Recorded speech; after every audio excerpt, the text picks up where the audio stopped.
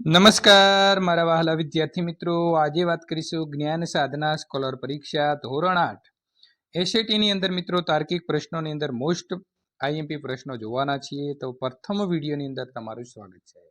વિદ્યાર્થી મિત્રો, આ પ્રકારના વિડીયો જોવા માટે ચેનલને ખાસ સબસ્ક્રાઇબ કરી ડિસ્ક્રિપ્શનની અંદર આપેલી લિંક ઉપર ક્લિક કરીને જ્ઞાન સાધનાના તમામ તમે મિત્રો વિડીયો મેળવી શકો છો.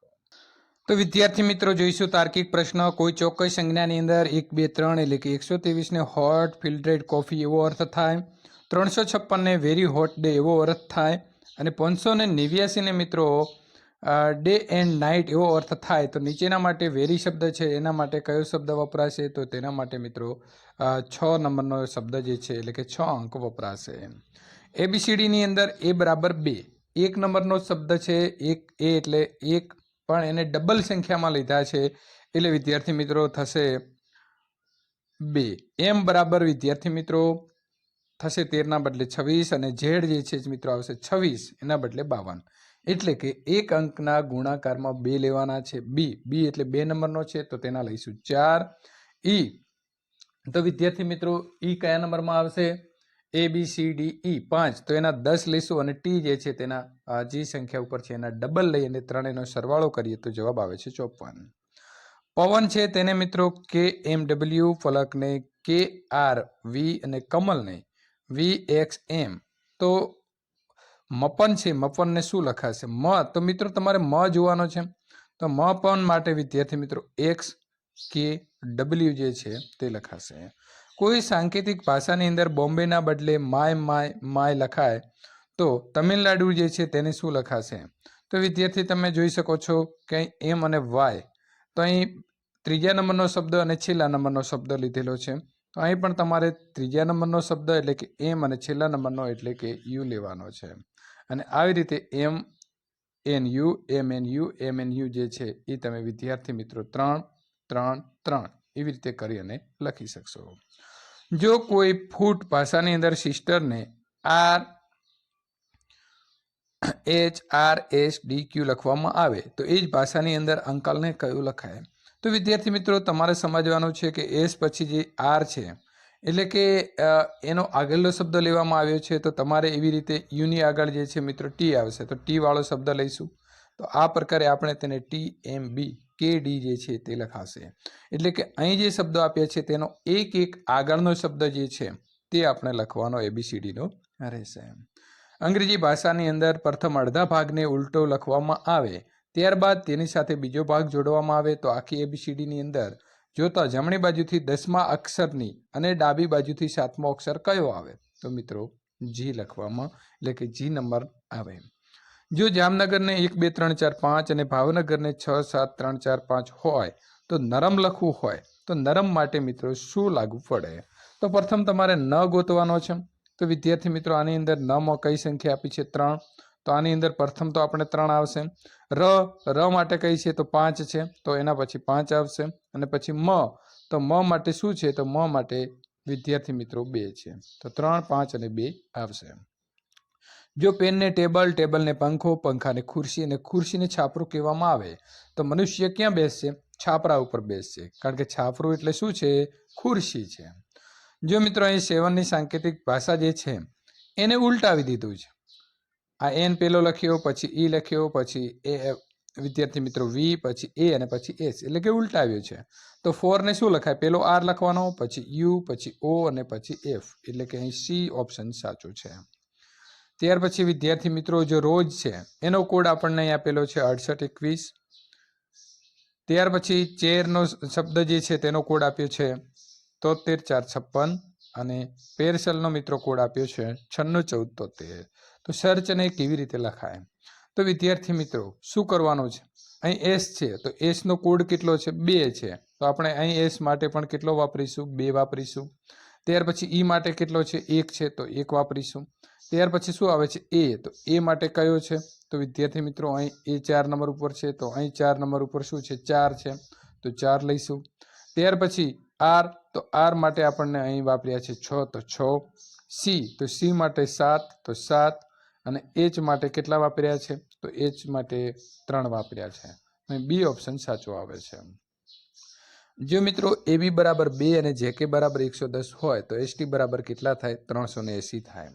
કારણ કે અહીં આપણે જે ABCDના અંકો આપ્યા છે એને જે અંકોની ગુણાકાર સાથે મિત્રો તાલમેલ બેસાડવાનો થશે.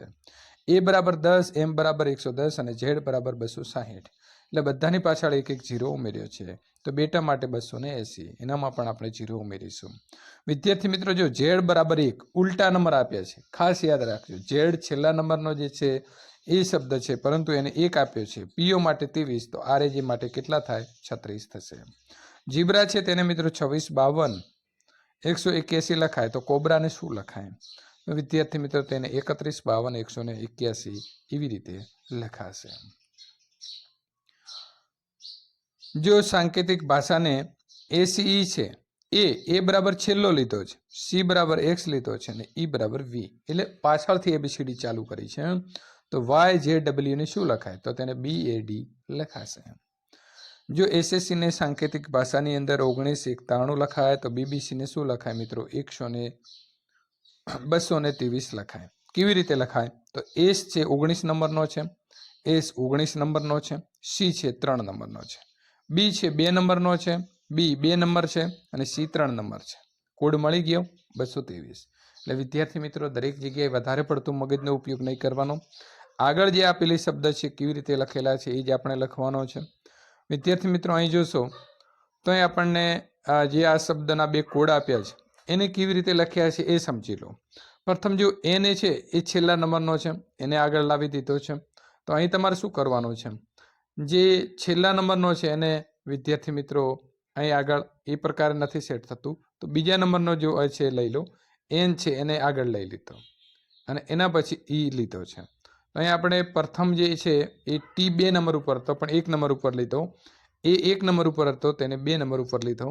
તો વિદ્યાર્થી મિત્રો આ પ્રકારે તમે ગોઠવણ કરશો, આ 2 શબ્દો જેવી રીતે ગોઠવ્યા છે તો આ પ્રમાણે આને ગોઠવણી કરતા આપણને B ઓપ્શન સાચો મળે છે. જો મિત્રો P ને B, A ને D, R ને F, E ને G, N ને Z અને K ને C લખવામાં આવે તો પેન શબ્દ માટે શું લખાય? તો મિત્રો પેન માટે P છે તો P બરાબર તમારે શું લખવાનું છે? B લેવાનો છે. E તો E માટે G લેવાનો છે અને N માટે શું લેવાનો છે? Z. સાચો જવાબ મળી ગયો C. અહીં B બરાબર 2 અને H બરાબર 8, CAB બરાબર 6, તો રેસ RAC માટે શું લખી શકાય? 27. 9 પ્લસ મિત્રો 4 ને 36, 94, 13 અને 8 પ્લસ 13 ને 24, 83, 11 લખી શકાય તો એ જ ભાષાની અંદર 74 ને કેટલા લખાય? કોઈ મગજનો વધારે પડતો ઉપયોગ નથી કરવાનો. અહીં પણ વચ્ચે 94 છે એટલે કે આ 2 અંકોને ભેગા કર્યા છે, 83 ને વચ્ચે ભેગા કર્યા છે અને વિદ્યાર્થી મિત્રો અહીં 74 છે એ 74 ને આપણે વચ્ચે ભેગા કરવાના છે.